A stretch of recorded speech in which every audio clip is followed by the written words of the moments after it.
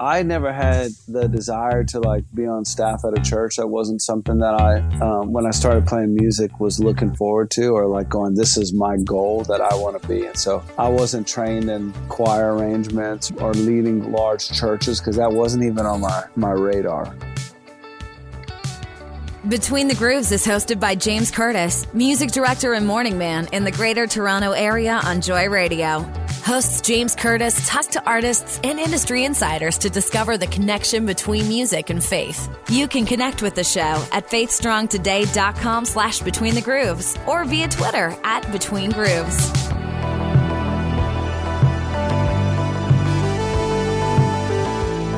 Hello, my brother. So tell me something. Isn't this episode 230? 230, yes. Good gracious. Yeah, that's a lot of episodes. If Yes, you're tuning it is. in for the first time, you got a lot of catching up to do. Welcome to Between the Grooves. It's your look at music, ministry, and everything in between with today's top Christian artists. And today, a great conversation ahead of us. We are headed to Destiny Worship Center in Florida, right around the corner from you, Aisha. Whoop, whoop. Yes, sir. Yeah. They're up where it's really pretty, actually. Yeah, I should go. Yes, you should. Yes. You have to put that on your list. I'm just going to put Florida in general on my list. Come on down. Although in Toronto, we are getting summer weather now, so I'm not complaining. Whatever that is to you. Yeah. Well, let's put it this way.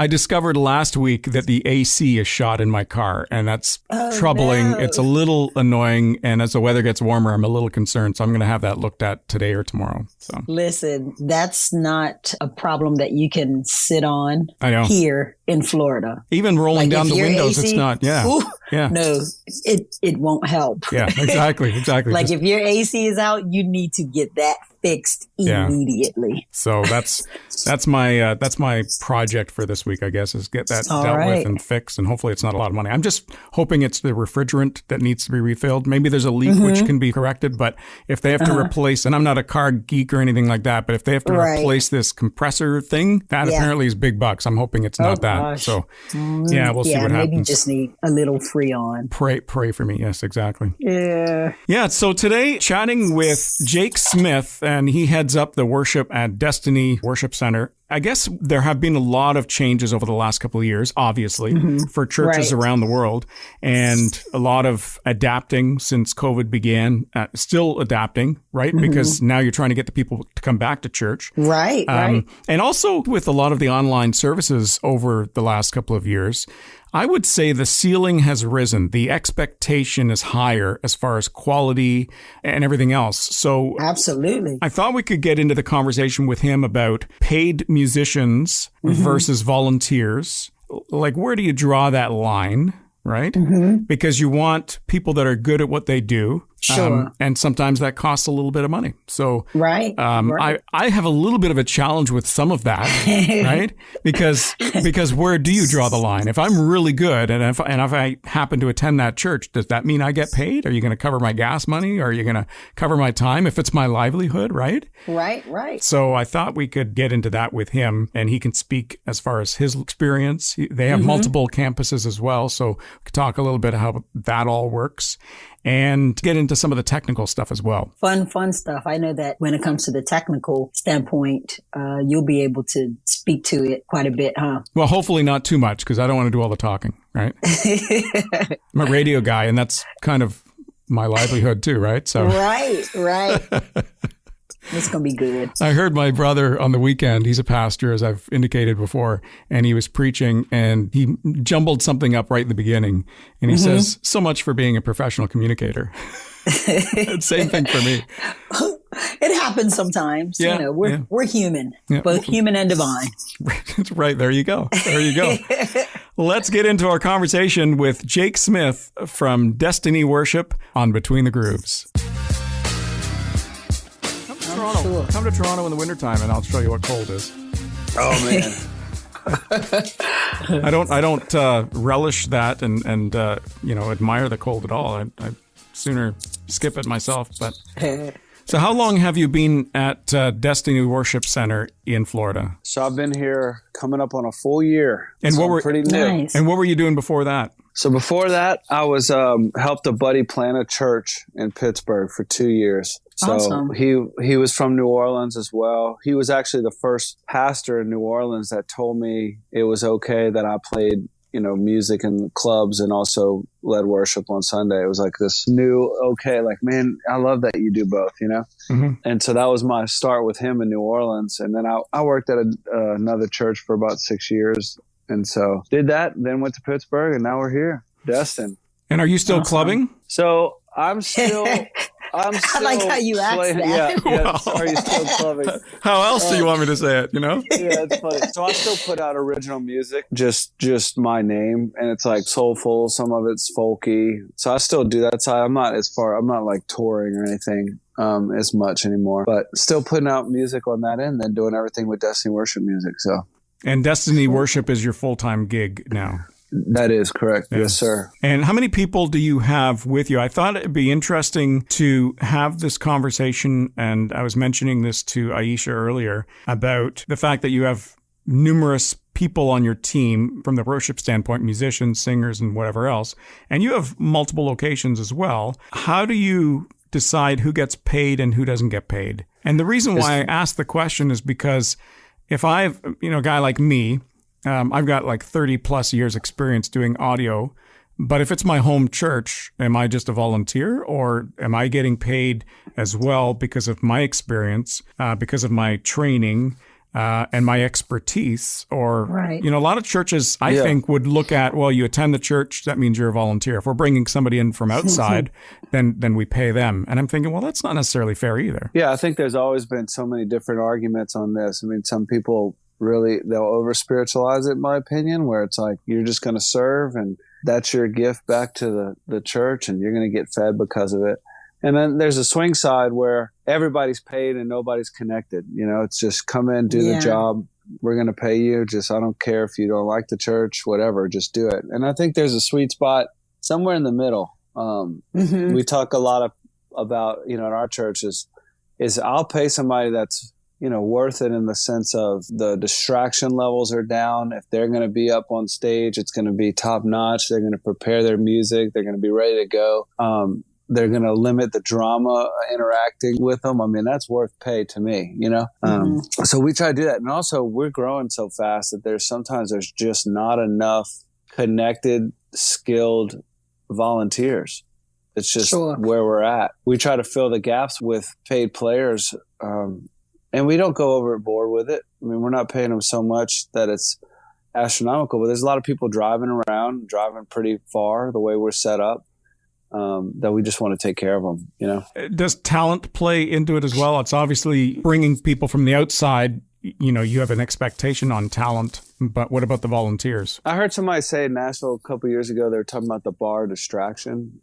And they said, where's the bar distraction for your team on stage? Where is that level that you can't go below that bar distraction before people start noticing, right? They start going, that guitar player was playing weird chords, or that singer was super pitchy, or, that person looked like they were just like all over the place. It was kept drawing my focus, kept distracting me. So we kind of set that bar distraction, and we want to be above that bar, right? We want to be in a level where somebody can go and they can experience maybe Jesus for the first time. They can have a good worship service, and we're not doing anything to make them go, well, that drew me away from what I came for, Yeah.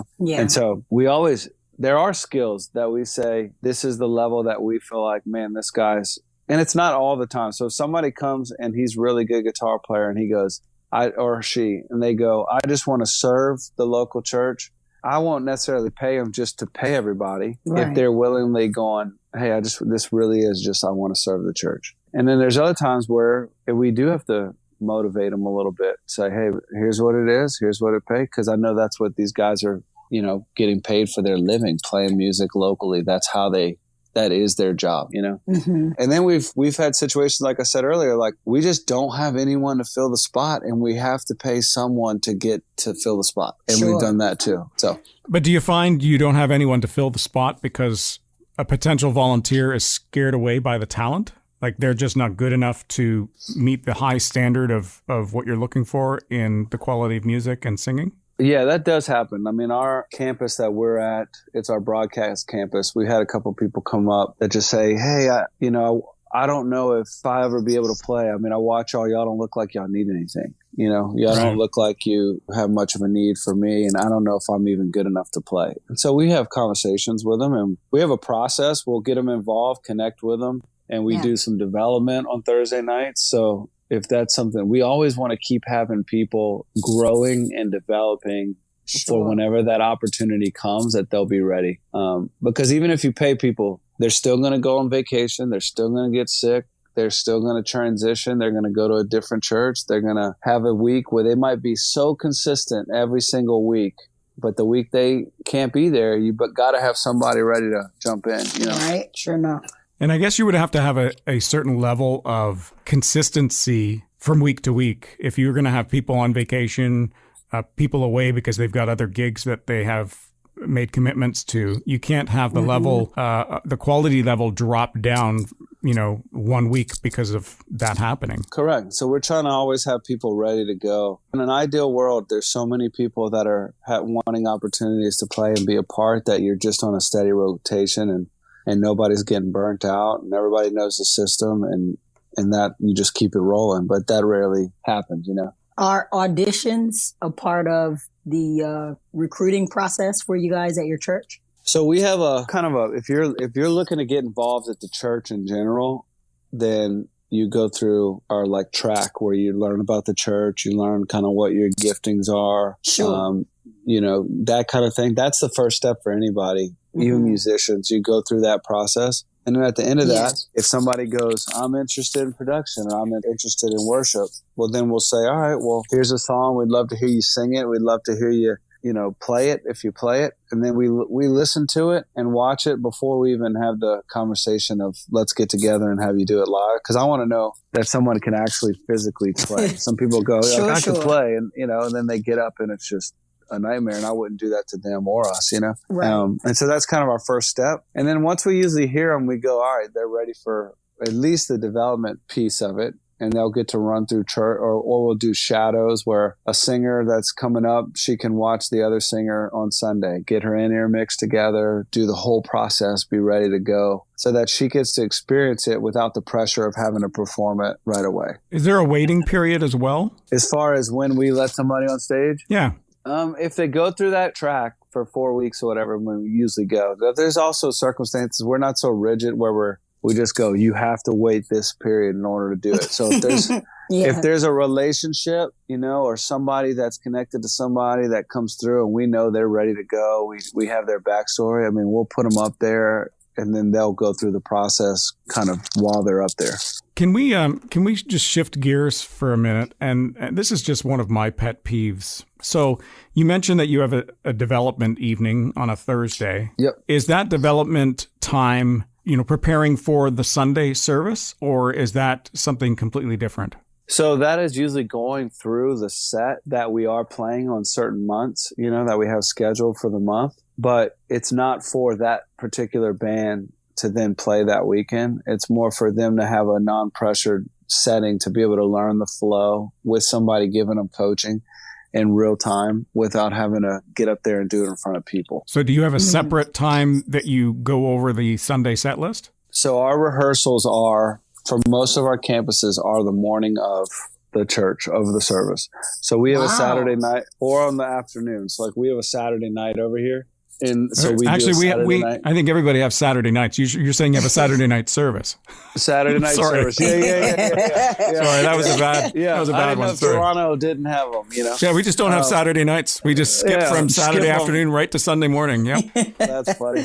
So we'll do I don't know if y'all use Planning Center, but in my opinion, it's you can lay out every song, every chart, every reference, every note that you could ever want anybody to actually go through, and they can see it and they can practice as much as they want to leading up to that rehearsal. But we like to consider the time we get together on the service days as rehearsal and not practice. And the difference is we're running through it and we'll stop it and go, hey, you did this here, or what if we did this here? But we're not completely learning the songs for the first time. So our goal is for them to practice leading up to that, and then we rehearse when we get together as a team. that makes sense. In their own time. Yeah, I hear Yeah. you. We do the same thing.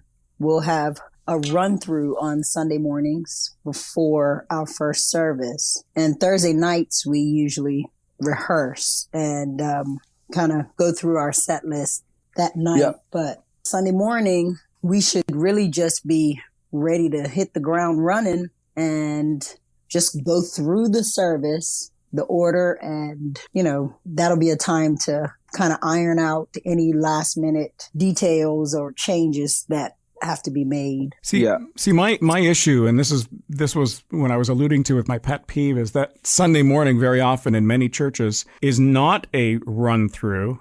It's a complete rehearsal where you're stopping the music and let's try this and let's try this.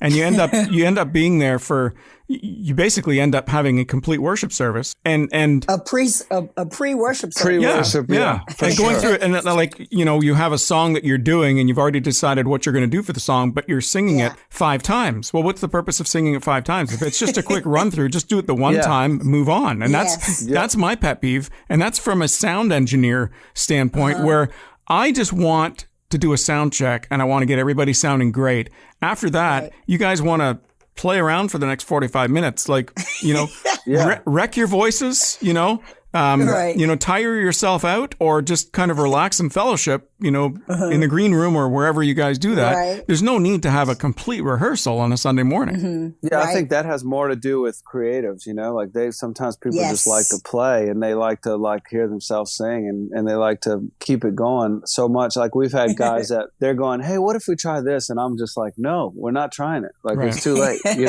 Like you could try it and then you could bring it back up again, in advance next time we do it. And so we've some people, they just like to do that process of not having it planned out in order to say this is being more creative, but it hurts our teams and even from a sound engineer that's up there going, I want to do the checklist. I need to make sure the sound sounds good for the weekend. It really does pull away from their ability to do that because everybody's messing around, Well, and if you think about a church service in general, it's more than just the worship time. There's lots of other things typically happening in a service. So for a sound guy, you're going to rehearse now for 45 minutes, and now I've got 15 minutes to slap everything else together real quick, including, a soloist who needs to sing, and now everybody's coming into the room and sitting down and taking their places and stuff and chit-chatting and stuff, and I'm trying now to do a sound check on a soloist with all this extra noise around me. And so typically what I've done in the past is I'm just cranking it because I got to be able to hear over everybody talking and socializing and stuff. And that drives them nuts. Like, why is it so loud? Because I'm still trying to do my job here because these other guys, and sometimes it's the worship leader at fault where they're entering in this time of worship, which is great, but that's not the worship service. It's just a sound check and a quick run through. And that's my pet peeve. Can I say? Yeah, that's awesome. Yeah, because the reality is they'll come to you and complain about the sound too. So that's the other part. That's like after the service, like, man, it just didn't sound good. And I was like, well, you didn't let me give you a good sound check because you were talking and playing the whole time, And there's the way we're set up. I'm over like production, worship, media, all that. So it's like there's no us and them. We're all on the same page. And so I'm trying to always do my part. If there is a specific worship leader that's, now pulling from the production side of it, that I walk over there and say, hey, dude, like, that's good. You can go unplug and play, work it out on the side. They need to do this sound check or whatever. And it helps because we're all on the same team, Mm-hmm. So what does a sound check look like for you? So we have been in a season of upgrades and constantly pulling new, old gear out and bringing new gear in. And so this last season's been very hectic, and it's happening at the majority of our campuses. It's just whatever there's the transitions that have happened. We're bringing in new LED walls, or we're bringing in new PAs or whatever. And so we're learning it during the week, still learning the new gear, and then something seems to always go wrong on the weekend just because it's still so new. So we're using a new in-ear system, and so there's things that are wrong. So the sound check on an ideal day, it would be, hey, let's go through all of let me hear the kick. Let me hear the snare. Let me hear the toms. All right, bass. I'm so glad you're saying that because, because for a lot of churches, a sound check is, okay, everybody just play. right? Yeah, yeah. And that's not a sound check. A sound check is like, I want to hear the kick and I want to make sure it's EQ'd properly and I want to hear the snare and I want to, you might have 6 or 7 channels just for the drums. And so let's get each channel, like each mic or pickup or whatever, EQ'd properly. And now I want to hear it all together, the drums. Right. And so what I'll spend 10 minutes or 15 minutes just on the drums. Like, I just want to hear it all. Just go nuts on the drums, play all the cymbals and all the snare and the toms and stuff. I'll do my EQ and I'm going to crank it because that's how I can get a good sound on it. And then I will level it all off and make it sound good together with all the channels. And then all the other instruments. You might have electric guitar, acoustic guitar, bass guitar, keys, whatever else. And I want to get the right EQ for each one of those channels. And I want to get the balance in the mix, including the singers and everything else. And then what I typically do, and I'm not sure if this is rocket science or if this is the way things should be done, but I will start with the worship leader, the lead singer, as it were. Right. I will EQ their voice and get their levels correct in the monitor and everything else. And then when I start on the backup singers, I will EQ their voice based on the lead singer's voice, not individually, because I want everything to balance out. Yeah. Right. So I'm not going to EQ this backup singer's voice based on how they sound the greatest. I want to make sure their EQ is they sound the greatest with they're supporting the, with the worship leader. And so, you might have somebody with just a lower voice and you got to make it work with the lead singer or vice versa, right?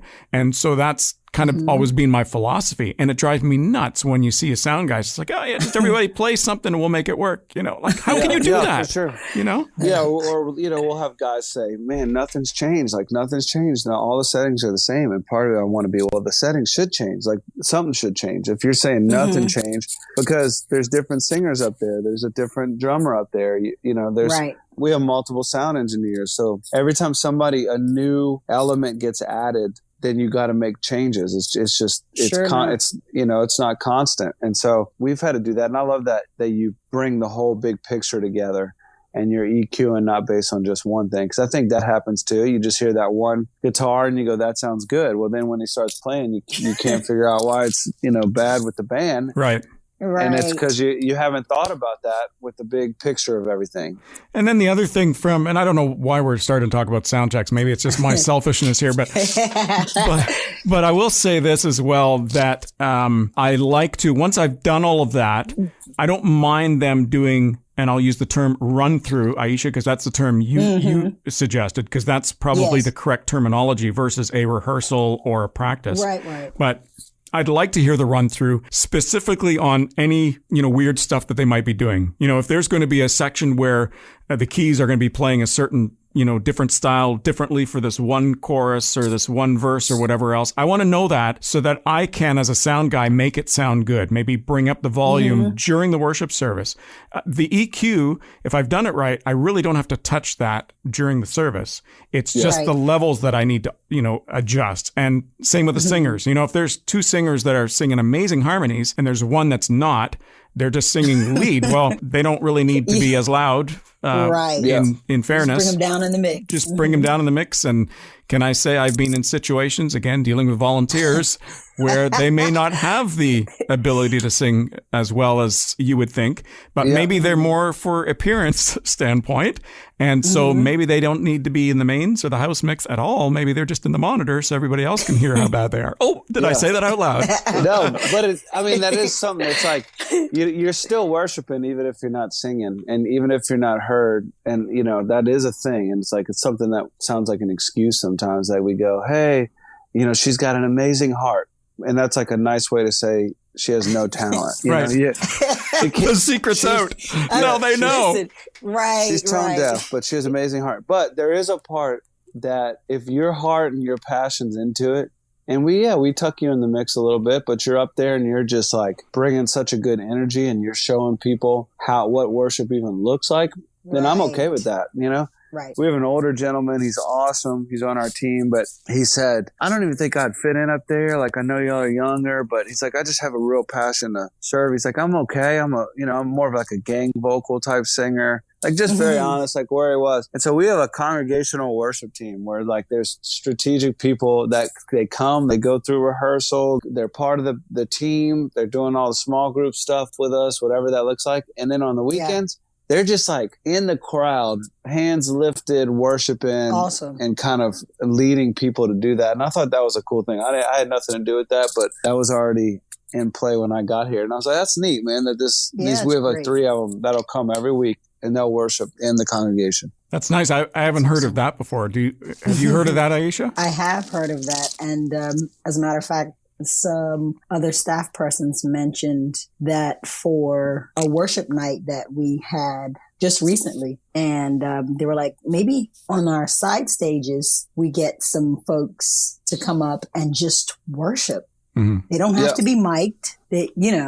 They're just there to worship and model what worship looks like. And I think it's great. Totally fine with it. I think it's great too. Jake, have you done anything with choirs? So the most choir stuff, I grew up singing in the choir. My parents made me go, to children's choir when I was younger. And that was and then in high school, I was in the choir because it was an easy class. And I played football, and I was like, I'm going to sing in the choir. Because it's a group project. It's a group project, so you all get graded the same, right? Yeah, it was so easy. I mean, it was amazing. So that was I never thought at that point that I would, do music for a living, but I could see that they kind of helped set that foundation for me as a young kid, making me go to choir. So whenever I never had the desire to be on staff at a church. That wasn't something that when I started playing music, was looking forward to, or going, this is my goal that I want to be. And so I wasn't trained in choir arrangements or leading large churches because that wasn't even on my radar. And so when I started, opportunities came, and whether from relational, and they're like, hey, come check out our church. I have been fortunate to not have to deal a whole lot with choirs, but we'll do gang choirs, where everybody's singing on stage, but I'm not having to break down their parts or anything like that. Oh, okay. Right. That's nice. So we have people who will do that. We have a lady who's awesome with all the different vocal parts, and she'll kind of stack them together. Even in our recording process, we put a record out last month or 2 months ago, maybe. Oh, wow. And we got another one coming out in October. And so we're starting to have singles come out July 15th, and it's called Ageless One. And it's got a gang choir, with little parts. It reminds me of Sister Act, the movie. Wow. I don't know. It's got some it's got some cool parts on it that if you ever got it, when it comes out, you guys check it out. I love y'all's thoughts on it. But we do stuff like that in the studio too. Yeah, cool. Dealing with a choir, of course, that's a whole bunch of people that you have to manage, I suppose. Mm-hmm. The one thing, I used to attend a church that was big on choir, and part of the reason for it was, number one, that the lead pastor loved choirs. So that played a big part. But the other thing that I discovered, and I always wondered why he did that, whenever we had a large production, like a musical or like a Christmas cantata or Easter time, he would always involve the choir, and I always wondered why. And then I discovered the reason why he wanted the choir in the production is because as soon as you involve them in the production and you have your performance nights, they're going to invite all their family members and friends to attend. And so it's a good move. Yeah. So it was to get the crowd out, right? Because who wouldn't want to see, little Johnny in the choir or whatever else, right? So sometimes it was the kids choir. Sometimes it was the adult choir. Sometimes it was both. Not at the same time, but at different parts of the play or musical or whatever. And of course, all these people are going to be coming out to see their family and friends in the choir.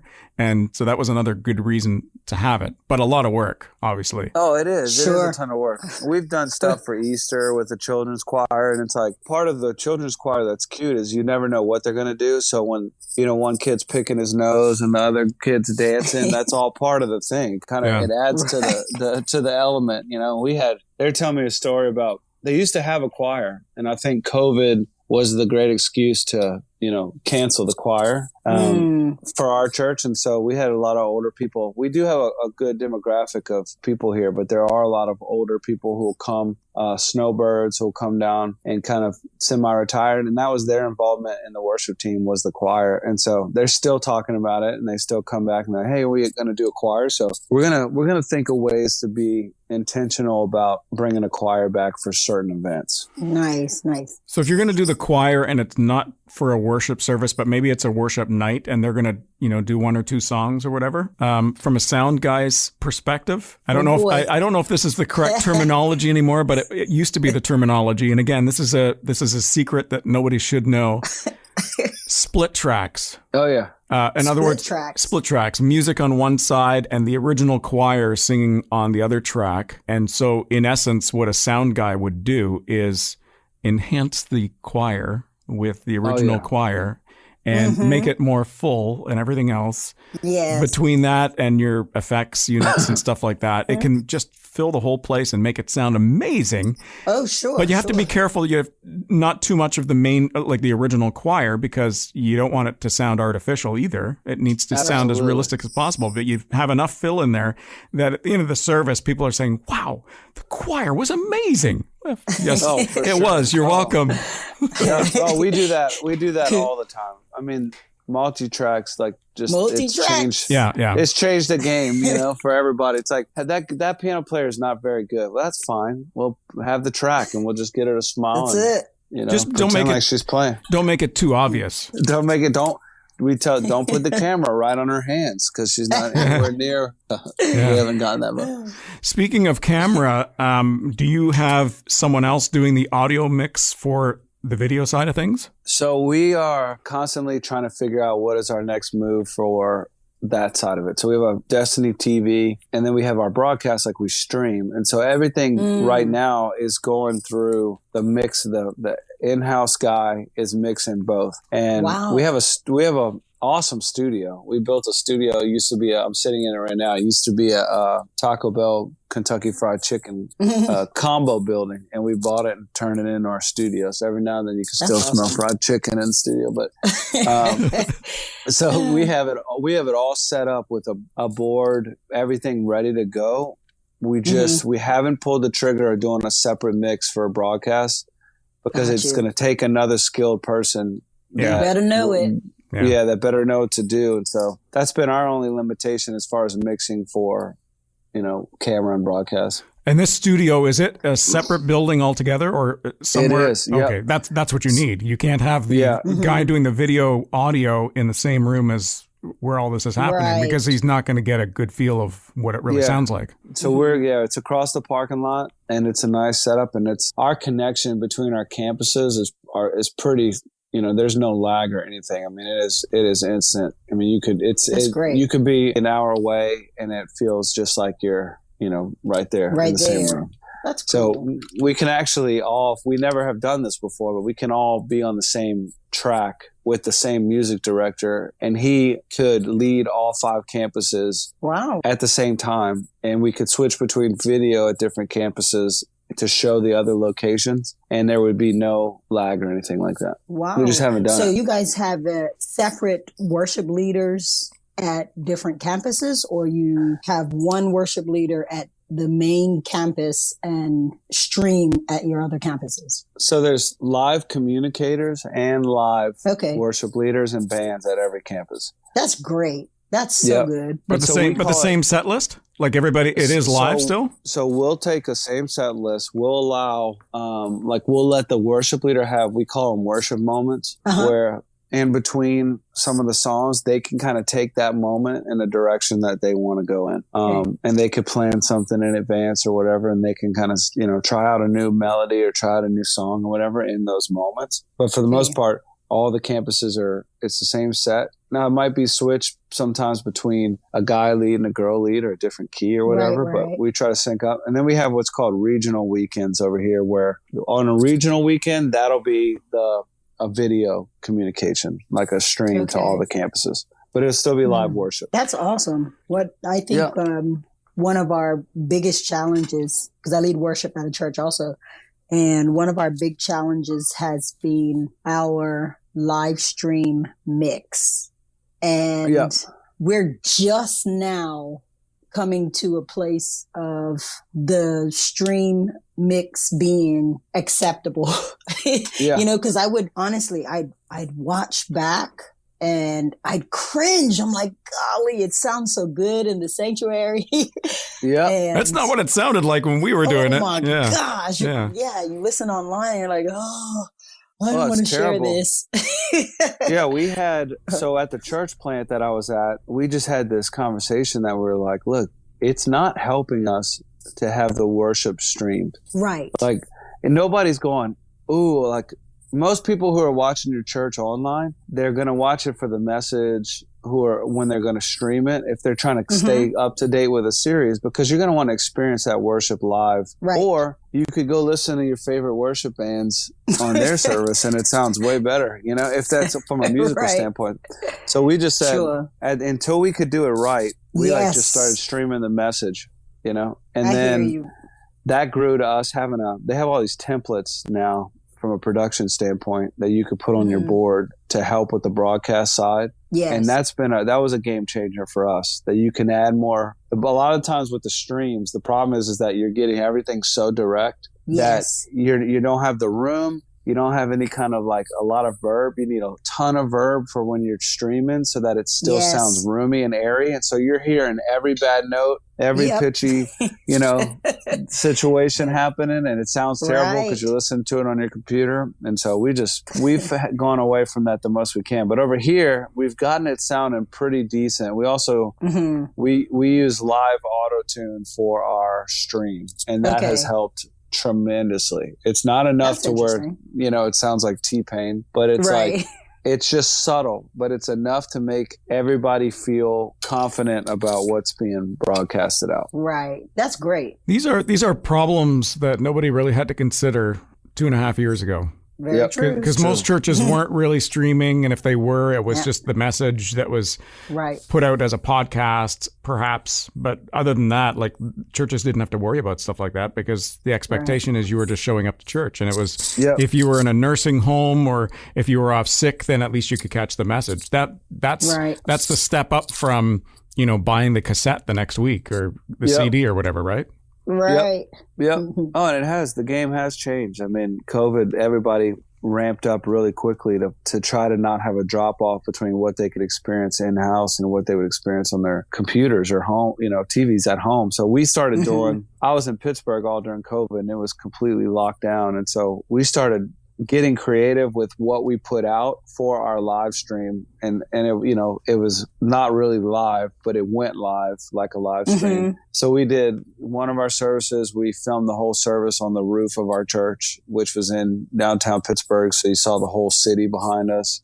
Wow. We started changing the setting, and we would edit the worship music. And I mean, it came out really, really good. And then he'd still have a message because we were just like, we're not going to pretend like we're preaching to nobody in here because there's nobody in here. And so we started trying to step the creativity up and doing different settings around town to at least give some people something intriguing to watch while they're at home on lockdown, you know. The video side has caused a lot of extra work, though. 100%. Especially if, like you say, you're pre-recording this thing, you're launching it live, but the pre-record, now you've got all the editing involved and all that stuff, and perhaps multiple cameras that you got to sync together and stuff. Yeah, it's a lot of work. Yeah, because if you do it right, you'd have to have multiple cameras, right? You'd have to be able to. You need to still feel the energy, so you're switching. You got switching angles and all that. And then the audio, I would take the audio every week, and then I'd go into Pro Tools and I'd mix it and I'd master it and edit as much as I can. I'd bring certain things up and to try to sound it the best that I can make it sound. But that was an extra step. So we try to start getting to where we'd have 4 weeks done in a week, and then we would just play them, you know. And that was just such a crazy time that I never thought I'd have to experience, you know. It's been a learning curve for every one of us, for sure. For sure. Yeah, I'm just thinking of the the camera side of things. Forget the audio now, just the cameras balancing together, right? Like you get two different kinds of cameras, or somebody using an iPhone or something temporarily and it just looks wrong. As soon as you switch to that camera, it just doesn't look like it's the same shot. The focus is different. The lighting is different, all that stuff, right? Yeah. And those are all the things that we had to kind of hurdle, little hurdles over the time. Or, sometimes we'd have audio stuff too. Like I would mix it and think that it was a pretty good mix in my studio. And then I'd go, let's put it on and put it out there. And then you listen back and it was terrible. And I'm like, oh, whoops. Sorry guys. I had an off day, But we did stuff like that all the time. And that was just what church was like at that for us when we were in Pittsburgh. Sure. And it, now the church is coming back. But over here in Florida, like in Destin, they didn't have, they barely had any kind of drop off during COVID. And so we aren't as much going, hey, stay at home if you want to and watch online. Right. We're just talking like, hey, come back to church, like we'd love to see you. And people are, they're coming back in droves over here. And it's been cool to see. Yeah. You've had to move to 2 services. I'm sorry. That's a good problem to have. Yeah. Mm-hmm. Yeah. Have you found, Jake, that because of COVID, I think the quality probably churches have had to step up their game, but also the technical side. A lot of churches don't have the technical expertise. They don't, right. Whether it's just an audio engineer or their guy that's going to be handling all the video side, like they just don't have that technical expertise, let alone getting onto social media. Yeah. Did you find any challenges there? So when, at the church, the Pittsburgh church, we got, super fortunate to have this girl, her name's Michaela, who was working at one of the largest broadcast companies. They built the trucks for like all the sporting events, like ESPN, any major sporting events, like the production trucks. She worked on it and built them. And like, man, now that's what she does. She goes to all these events full time and does production. And it was just grace of God that, we're in a church of at the time it was like 150 people, 200. And we have, very capable people at a church plant that are doing just way beyond our size. And sure. And so for us, like we didn't have an issue. We actually were like, this is great, and we were very fortunate. And we weren't like everybody else because my mom and dad's local church, they had like a iPhone. Somebody just stream on Facebook and hold it from the front row. And that was that was their stream, Right. And we heard a lot of churches struggled. And I think, some of them haven't bounced back from that. And then some of them have. But like we looked into different technology. We just were researching what can we do to stream on all of our platforms? What can we do to make sure we're maximizing our time instead of just sitting around waiting for things to open up again? And so we really use that as an opportunity to dive into new technologies and things that I had never experienced before, but we just figured it out. It was a great time to just experiment and try things out, because even if it failed, you had a great excuse, even if it just was not good. You're like, man, COVID, man, COVID, it's like COVID shutting everything down, and nobody's going, well, pull it together. Yeah, like everybody understood. Yes. And so it was a great opportunity to try out new stuff. We started by talking about paying versus volunteers. Did you find, or have you found, that part of the paid personnel are some of those technical guys that had to experiment and had to come up with solutions for you? Oh, yeah.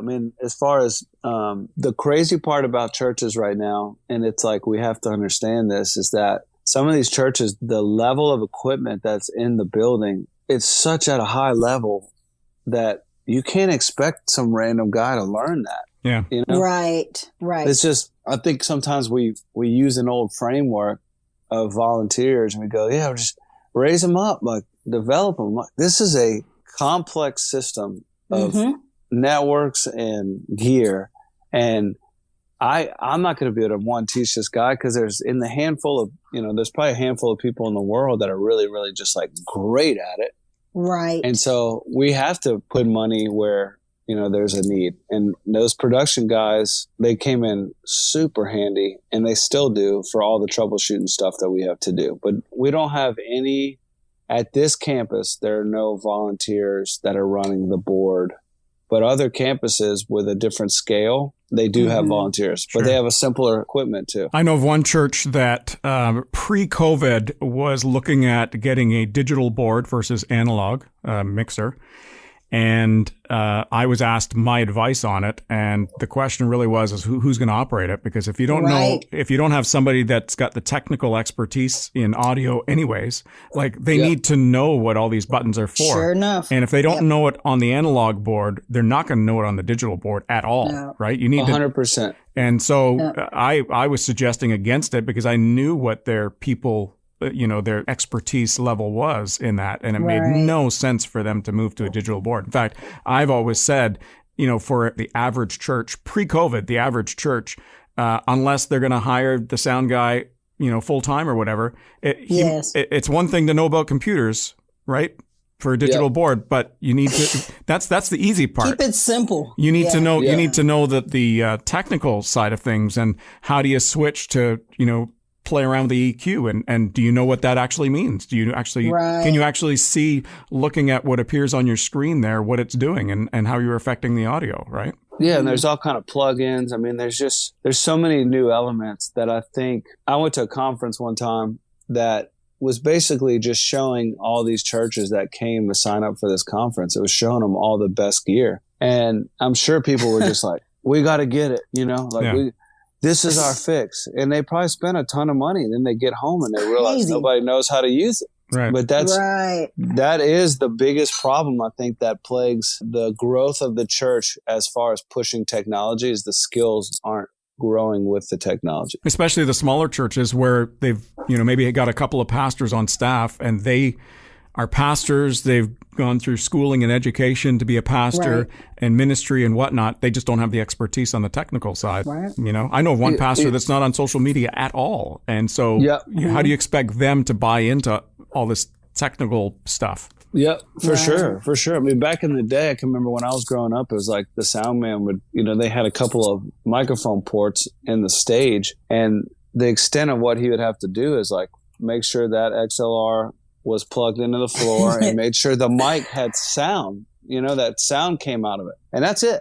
Like that's what he did. And the piano player, I mean, maybe you'd add a mic to the piano, maybe, but for the most part, like that's the Baptist church I grew up in. And I think it's just, the youth band, you had the young guy figuring out the board and different stuff like that. But now it's going to such an extreme that, you have to kind of lead the way and lead the charge. Or like what you said, there might be a time where you go, hey, within our scope and with our church and who we are, we don't need to do all this. Let's just do real simple. Yeah. Let's have, whatever we know we can work and use properly, that's where we need to go. Yep. Do it well. Yep. Jake, I've really enjoyed this conversation with you. This has been, it's timely from the sense of what churches are doing today versus what they were doing a couple of years ago, but it's also timely for churches like the smaller churches that maybe have gotten into it too deep where they just can't handle it. Yeah. I think for a lot of churches over the last couple of years, just getting online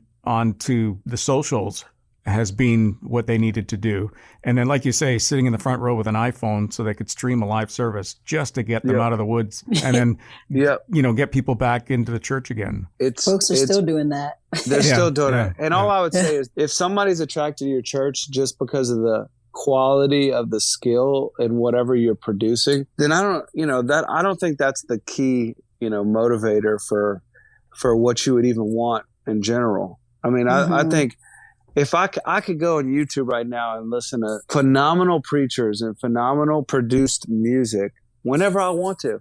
Mm-hmm. So like I have that right now. So there's got to be something more connecting me to the church. And I think people they're surprisingly okay if you just streamed it from your phone and because they're connected to the people at the church and what that church meant to them, then I think we overthink it sometimes with the tech side. Yeah, and you saying that, it's interesting because then the focus as far as your church is concerned, are you going to spend all this money on technical equipment and gear and training and everything else?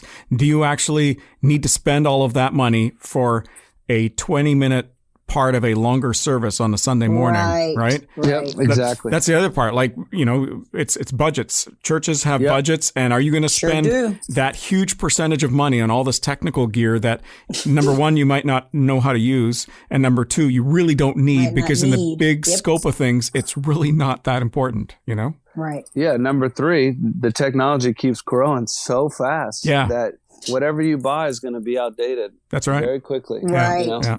And you got to keep up. Like if you're going to be doing that and going down that road, it's not just spend the money once. It's, you continue to spend. You got to have that budget. Yeah. Yeah. Sure. Yeah. When I was in charge of audio in a church years back, I was kind of their technical director, just a volunteer. I never got paid doing the job. There was a time when the church was talking about relocating. We needed a bigger facility. It was just not big enough where we were. We couldn't even renovate because we couldn't get building permits because the parking lot was too small. We had to fix a parking problem before we could renovate the building itself. And that was impossible. There was no way you could make the parking lot any bigger. Right. Wow. So we were forced to relocate. And so me being in charge of the sound, I elected not to spend any money for a couple of years on audio gear. I went to the board and I said, the reason why I'm doing that is because number one, there's nothing wrong with our equipment. It's working fine right now. But understand in 2 years from now or 3 years from now, whenever we do move, we're going to be spending a ton of money. So I know budgets are typically done annually, but keep in mind that in 2-3 years from now, we're going to be spending a whole ton of money on gear just for the new building because some of the stuff we just can't take with us. Some of it's going to be outdated by then anyways. Sure. You got to be prepared for these budgets. And it's the same thing over the last couple of years with budgets. Who would have thought that church budgets would have shifted that much to buy technical gear to accommodate people watching from home? This is off the subject, but who would have thought gas would be over $5? No, you're going there. You're going there. Oh God, no. Good night. You talking about budgets? I'm like, I know. I drive a big truck too. My truck's diesel, so imagine that. It's true, Aisha. My brother's church. He's a pastor about probably about an hour away, maybe 45 minutes away. And this past weekend, they celebrated their 20th anniversary, and there was going to be this big party. They weren't going to actually have a formal service. They were just going to have a big party with food and everything else. Yeah. And I would have gone, and my wife and I decided not to go because the price of gas. Yeah. I know. Like, I just couldn't see myself paying that amount of money just to attend for an hour. It's going to take me longer to get there and back, especially coming back because of all the people. We have what's called cottage country in Ontario. So people will go away for the weekend to their cabins or whatever. And then my brother's church is in that direction. So coming back, the traffic is just a nightmare coming back. So it's, literally going to his celebration for an hour. It's going to take me 45 minutes to get there, probably an hour to an hour and a half to get home. And the price of gas and time and everything else. It's like, yeah, you know what? I think we're going to skip it. Hope you have a great 20th anniversary, Yeah, it's another built-in excuse. I love those legit excuses, Built-in excuse. Oh, yeah, COVID. I'm still saying COVID. I mean, I'm still COVID, man. I'm not going to be able to make it, COVID. That's right. You can't keep using this excuse. No, but COVID's done. It's the price of gas now. That's it's like now it's gas. It's gas. It's like, oh, dude, I can't. Well, I'm not even asking you to drive. Yeah, but it's fine. It's gas, man. I'm thinking about you. You're spending a lot of gas money on that event. I know. Yeah, there you go. Thank you for bringing that up. I was thinking we were entering this, realm of topic that could go on forever, but no, that was good. Put things into perspective. Yeah. Well, listen, Jake, thank you so much for hanging with us. Great conversation. Didn't know where this conversation was going to lead us. It's nice to always bounce around some ideas, give some opinions, offer some advice. We like to equip artists and worship leaders in bite-sized chunks and be a resource to them and all of that over a cup of coffee. So we enjoyed that conversation and I thoroughly enjoyed it. Hope you did as well. Awesome, man. Great chatting with you both for sure. Thank you for having me. Thanks, Jake. Have a great one. Great. All right. Bye-bye. Bye-bye. Bye. I kind of get overexcited sometimes when it's a topic that I can actually contribute to. And what I mean by that is I'm not a professional singer. I'm not a CCM artist like yourself. And I used to lead worship. But when you start getting into that technical stuff, stuff, right up my alley. And then, of course, my pet peeves, and I'm just going to say it the way it is. I loved it. I never got paid doing it. I've taught sound seminars, and sometimes I think to myself, these seminars that I taught were so basic, and would they be relevant today? And I'm thinking to myself, you know what? They probably would be more so today because of the technical side of things. Over the last couple of years, where the expectation is higher, the quality is higher, or the expectation for quality is higher, and also the equipment, as Jake alluded to, the fact that it's out of date after you've got it, right? They're always stepping up the game, and with all of that being said, you still need the basic knowledge. Whether you're a singer, whether you play an instrument, you can have all this. You really do. You can be an expert guitar player, and with all this gear and all these pedals and everything else, but if you can't play guitar, that you need to have that expertise. That you have to practice, hone your skill and everything else. And so when I think about the sound side of things, you could have all this great equipment, but if you don't know how to run it, it's useless. It's no use, right? Yeah. And so that conversation was right up my alley.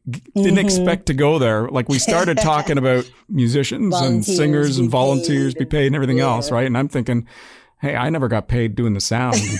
Can I tell you? Are you a little salty? Well, maybe. Can I tell you? When I did sound in a previous church, I tabulated the hours that I spent in the service. And I'm sure you've heard people tell you this, and you know this, but the sound guy is always the first guy there and the last guy to leave. He sure is. And I tabulated my hours between 3 services on a Sunday, because we had 2 morning services and an evening service. Mercy. It was an 8-hour plus day. That's a long day. It's a long day. Like, that's like having a full-time job. And I never got paid, and I never complained, but it is a lot of work. And so you have to treat your people well. You sure do. And, obviously have the relationship. And the other thing I'll say as well is, we didn't really talk about this with Jake, but the sound guy, actually, I think he mentioned it. The sound guy is part of the worship team. Yes.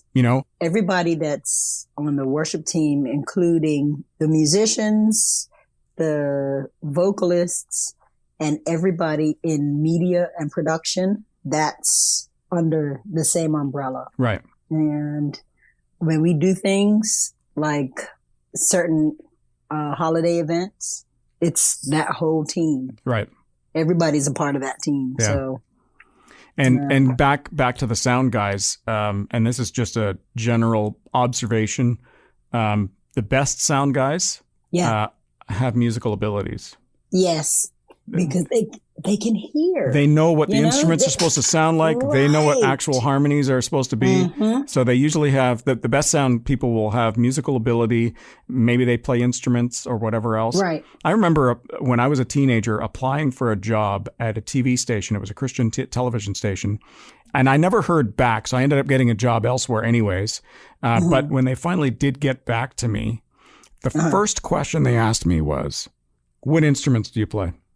Really? Yeah. Are you musically inclined? They wanted to know what kind of musical ability I had, because that's what they were looking for. They weren't looking for a technical guy knowing how a computer works or how do these dials work. They wanted somebody who knew music to be able to do audio for music. Right. Right. When we were talking about our stream and how it's been like a huge challenge for us here at the church over the last 2 years, particularly, I've just continued to stress the fact that we need somebody that can hear music. Like, it's not enough that you know the computers and from a technical aspect, you have this knowledge, but if you can't hear music, you're not going to know how to mix that stuff right. Right. I think the musical ability is so much more outweighs the technical ability, right? Oh yeah. And that's not just the audio engineer, that's your musicians and your singers, because all of that's workable stuff, right?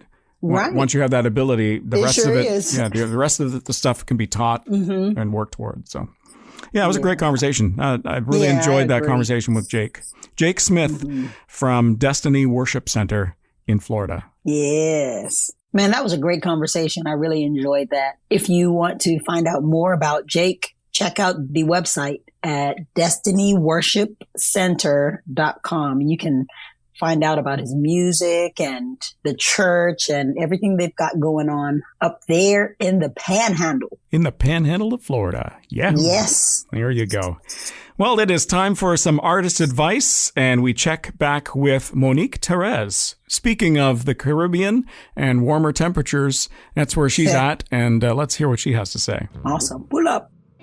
I would definitely say trust the process. Everyone has their own journey in life and their own musical journey. And I would say allow God to continue to develop your character, because character is so important. Not only is music and your voice and your sound important, but your character is also important in your ministry and in the music industry in general. And I would encourage them to grow where you are planted, wherever you are, wherever God places you, continue to remain faithful in that ministry that you have right now, and do the best with what you have now. Sometimes we want, to do things, major projects, but I would say, use what you have now. Monique Therese with artist advice this week. There is a lot in what she said. Yes, there is a lot of good stuff though. And I think one of the things that stood out to me was when she said, grow where you're planted. Mm-hmm. And I've heard, bloom where you're planted. Just make the most of exactly where it is that God has you. There's a thin line between contentment and complacency. Mm-hmm. And finding the balance is sometimes difficult, but if you continue with the attitude of serving, you will find that place of contentment and just be able to bloom where you're planted. So I think that was some great advice. And part of it for me too, in hearing what she said and kind of putting two and two together, if you're in ministry, whatever music ministry that you're in, the growing doesn't stop. Right. You continue to develop, you continue to learn. And if you come to a point where you're kind of put your hands up and said, I'm done, like I've learned everything there is to learn, then maybe there's something wrong. Right. Yeah, so this is true. Great advice from Monique Therese on Between the Grooves. And that is it for this week. We are out of time, and we've probably gone overtime, to be honest. It was such a great conversation that we had with Jake earlier. It's one of these conversations that you just can't stop. You just can't say, oh, hold off. We're out of time now. We're not going to continue this conversation. Yes, we are. We're going to just keep going. So probably a little bit of a longer episode than we would normally have, but all of the important information and the great conversation that we had with Jake, and of course, welcoming back Monique Therese as well with some artist advice this week. Good stuff. Remember to check in wherever you get your podcasts. We have new episodes happening all the time. So if you subscribe, we'll let you know when a new episode drops. We would love for you to click on those stars, give us a high rating. It just helps us reach more people, and leave your comments as well. If you have any comments or questions that you'd like to ask, we would love to talk about that before or after one of our episodes and just answer those questions or have some feedback. We love hearing that all the time as well. Do it. Do it. Do it. Do it. There we go. That's all you have to do. Aisha said it best. Thanks for tuning in. Until next time on Between the Grooves.